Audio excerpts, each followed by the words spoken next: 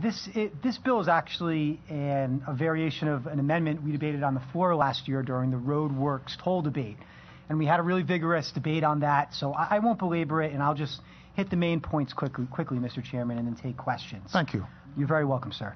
What this bill does is it amends our state constitution to require voter approval for the imposition of tolls on passenger vehicles other than those that existed on January 1st, 2016. In my estimation, I think there's a real risk that a future legislature will authorize tolls on passenger vehicles. On one hand, as we know, taxes usually expand, and that's one aspect of the risk, but I think the other aspect of the risk are due to what I see as some of the constitutional infirmities in the RhodeWorks bill, and that to remedy those constitutional infirmities will likely require an expansion of the classes of vehicles tolled. Many people in this building made promises to the public that our passenger vehicles will never be tolled. And I believe that the only way to bind future legislatures to that promise is to codify it in our state constitution, where there can't be an expansion onto our passenger vehicles unless there is an affirmative vote of the people, similar to how casino gambling works in the state. There can't be an expansion unless there is a referendum statewide and also within the affected locality. I believe the near-term risk of tolls on passenger vehicles is readily apparent, and the need for these constitutional protections is urgent when we look at the constitutional infirmities with RhodeWorks. And there really are two serious challenges under what's known as the Dormant Commerce Clause. That's a clause that's inferred in the Commerce Clause of the United States Constitution, which generally prohibits the discrimination against interstate commerce. So the first issue, which I feel potentially infringes on the Dormant Commerce Clause, deals with solely tolling long-haul trucks. Long-haul trucks predominantly operate in interstate commerce, whereas smaller trucks, which aren't tolled, predominantly operate in local commerce. So by only tolling long-haul trucks, I believe the state shifts its infrastructure repair burden onto interstate commerce and off of local commerce.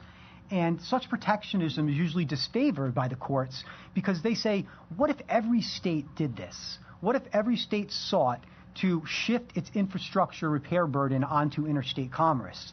It would slow interstate commerce, and that type of protectionism really is disfavored. And if a court finds that RhodeWorks is unconstitutional under that analysis, the entire law is thrown out. And the only way for the legislature to remedy RhodeWorks at that point is to expand the classes of vehicles tolled, potentially to our passenger vehicles. The next aspect of RhodeWorks, which I feel offends the Dormant Commerce Clause, deals with the daily limits on tolling. As many of you remember, there's a $40 per day limit and one toll per facility, per direction, per day. And so what that means, Mr. Chairman, is that if you have a local trucker who drives around the state all day and goes under, let's use an extreme but easy example, 100 tolls, and they're capped at $40 per day, they'd only really be paying 40 cents per toll. Now, if you have an interstate trucker that drives through 95, they would be paying a much higher per toll amount because they don't hit that $40 cap per day, and they're not going under the same toll in the same direction once per day. So I think that would be viewed as a subsidy by interstate commerce to local commerce. And I believe that would also potentially offend the Dormant Commerce Clause. Now, if it does offend the Dormant Commerce Clause, what the court would do, it wouldn't strike all of RhodeWorks. It would just strike the portion of RhodeWorks which has those limitations, the daily limitation and the one toll per direction per day limitation. What striking those provisions would do is it would dramatically increase the cost of doing business on our local trucking industry. And how would the legislature respond at that point? I believe that the way the legislature would respond at that point is to, again, expand the class of vehicles tolled, again, potentially to our passenger vehicles. Obviously, I think several of us would like to see RhodeWorks repealed in its entirety, especially in the face of an adverse court decision. But the problem is that repealing the tolls after an adverse decision may be problematic after the state has already spent approximately $50 million, I think the number is, on installing toll gantries throughout the state and committed to this long-term infrastructure repair. I've urged the use of a test gantry to put one gantry up, get the lawsuit going, resolve these issues, and then if they come out in the state's favor, then invest the large nut of money. I don't know if that's happening. I haven't seen that it is happening. My understanding is they're moving forward with the full program. I think the risk of an expansion of tolls is real, and the risk to our passenger vehicles is real as well. I believe our state deserves these protections, and that this body is held to the promises that it has made to the public that there will never be tolls on passenger vehicles. And I believe that this bill ensures that that promise is kept. Sorry I didn't keep it as brief as I promised, Mr. Chairman, but it's a really complicated issue, and I thank you for your indulgence, sir. No problem. You came pretty close. It's a tough issue to get out, but I think you did a good job. Since no one signed up from the audience, but we'll now entertain questions in this case for the sponsor. Rep. Amora, please. Thank you, Chairman. Thank you, Rep. Filippi. Are there similar constitutional clauses in other state constitutions dealing with this type of activity?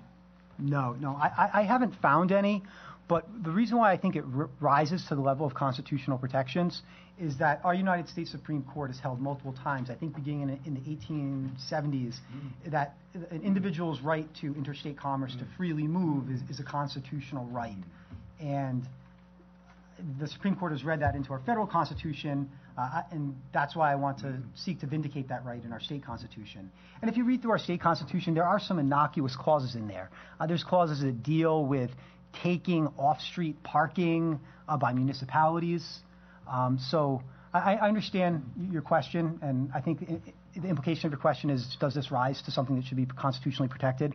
I believe it should, but I don't know of another state that has the same protections in it. Rhode Island was the first state to declare independence, and I believe that we would be leading the way on this consumer protection aspect if we adopt this amendment. Well, it's nice to hear you speak on the enumerated aspects of Article 1 and the Ninth Amendment with equal expertise. Thank you, Rep. See what happens when we get a bunch of smart scholars doing this. They do very well. Any other questions of the sponsor, please, of that bill? Okay, thank you very much then. If there are no questions, that would end the conversation on Bill 5381. Thank you again, Mr. Chairman. You're welcome, sir.